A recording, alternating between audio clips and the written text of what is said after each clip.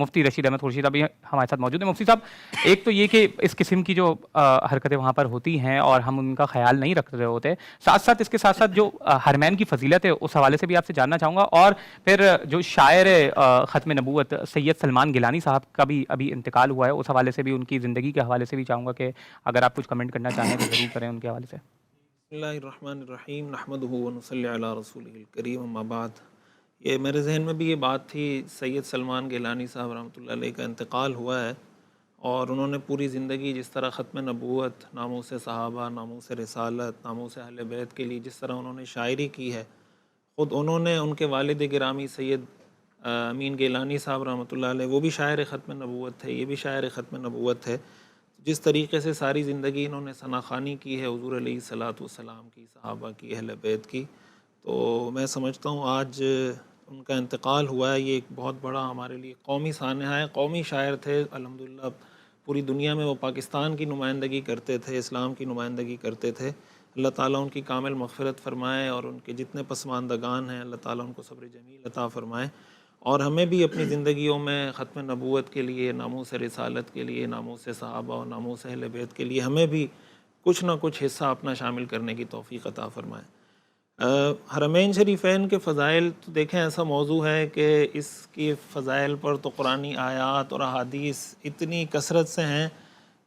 کہ اس کو مختصر سے وقت میں ظاہر ہے کہ اس کا احاطہ بہت مشکل ہے، لیکن ظاہر ہے میں انتخاب کر کے کچھ آیات اور احادیث آپ کے سامنے رکھوں گا۔ حرم مکی کی اگر ہم بات کریں، بیت اللہ کی اگر ہم بات کریں، تو قرآن کریم میں اللہ تعالیٰ نے خود اس شہر کی قسم کھائی ہے، والتین والزیتون وطور سینین وہذا البلد الامین، اس شہر کی اللہ نے قسم کھائی ہے۔ اسی طرح لا اقسم بہذا البلد، اور بیت اللہ کی عظمت کہ وہ مسلمانوں کا قبلہ ہے، فول وجہک شطر المسجد الحرام وحیثما کنتم فولوا وجوہکم شطرہ، کبھی تم دنیا میں جہاں کہیں بھی ہو، تم نے نماز پڑھنی ہے، عبادت کرنی ہے، تو اپنا رخ قبلے کی طرف، کعبہ کی طرف کرو۔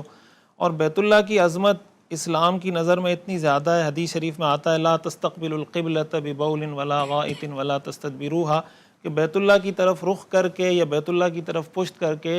قضاء حاجت کرنے کی اجازت نہیں ہے۔ حضرت ابراہیم علیہ السلام نے بیت اللہ کو تعمیر کیا، اللہ تعالیٰ نے اس تعمیر کے مراحل کو قرآن کریم میں ذکر کیا، وَإِذْ يَرْفَعُ إِبْرَاهِيمُ الْبَيْتَ، کہ حضرت ابراہیم علیہ السلام اور حضرت اسماعیل علیہ السلام جب بیت اللہ کی تعمیر کر رہے تھے،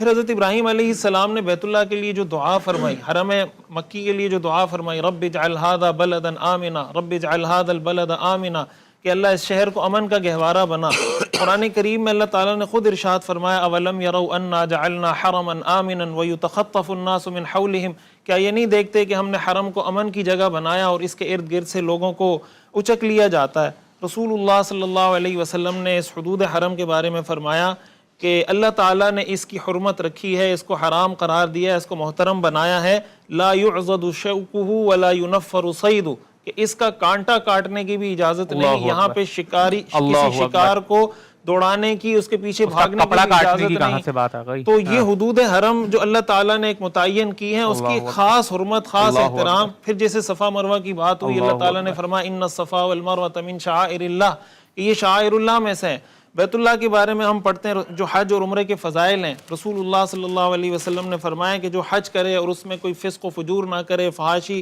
اور عریانی سے بچے، تو وہ جب لوٹتا ہے تو ایسے لوٹتا ہے گویا اسی دن اس کی ماں نے اس کو جنا ہے۔ عمرے کی فضیلت، العمرۃ الی العمرۃ کفارۃ لما بینہما، اسی طرح رسول اللہ صلی اللہ علیہ وسلم نے ارشاد فرمایا عمرۃ فی رمضان تعدل حجۃ معی، کہ رمضان المبارک میں عمرہ کرنا میرے ساتھ حج کرنے جیسا ثواب رکھتا ہے۔ تو حرم مکی کے فضائل قرآن کریم میں، احادیث میں بہت کثرت سے ہیں، اور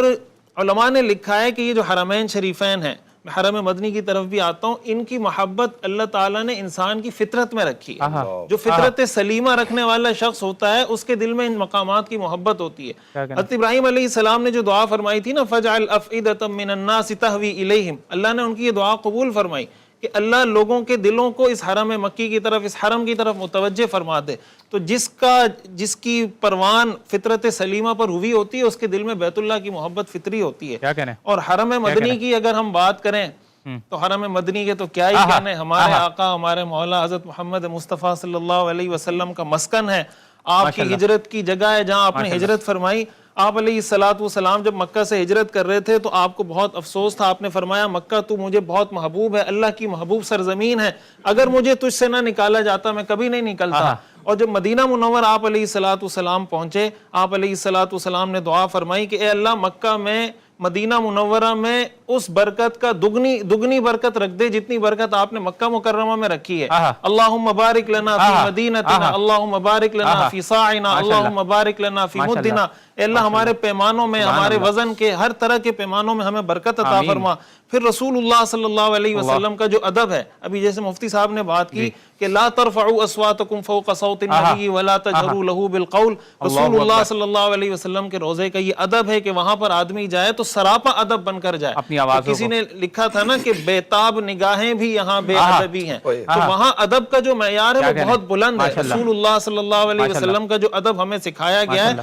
قرآن کریم میں اللہ تعالیٰ نے یہ فرمایا ان تحبط اعمالکم وانتم لا تشعرون, کہ اگر تم سے یہاں کوئی بے ادبی ہو جاتی ہے, قرآن کریم میں آتا ہے نا لا تجعلوا دعاء الرسول بینکم کدعاء بعضکم بعضا,